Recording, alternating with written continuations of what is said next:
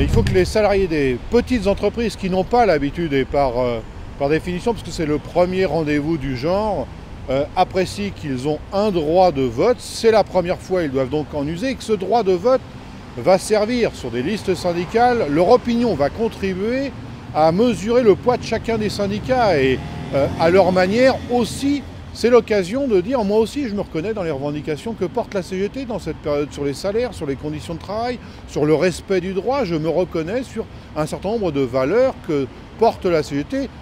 Très souvent dans les grandes entreprises, moi je n'ai pas de syndicat parce que je suis dans une petite entreprise, mais pour autant je me reconnais aussi dans cette action-là. Donc le vote CGT, même venant d'un salarié d'une très petite entreprise, va être très important pour les mois et les années à venir, donc ne pas louper cette occasion qui est une première.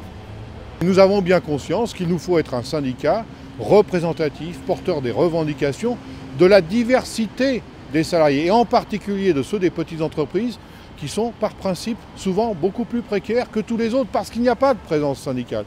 Donc c'est aussi un défi d'efficacité pour ce qui nous concerne. Si chacun d'entre nous, dans sa vie quotidienne, dans sa famille, informe les salariés de petites entreprises qu'ils ont ce droit de vote et qu'ils ont une bonne opportunité d'apporter leur soutien à la CGT, à ce moment-là, nous pouvons avoir une bonne participation et un score de la CGT qui la place au premier rang, c'est-à-dire sa place naturelle.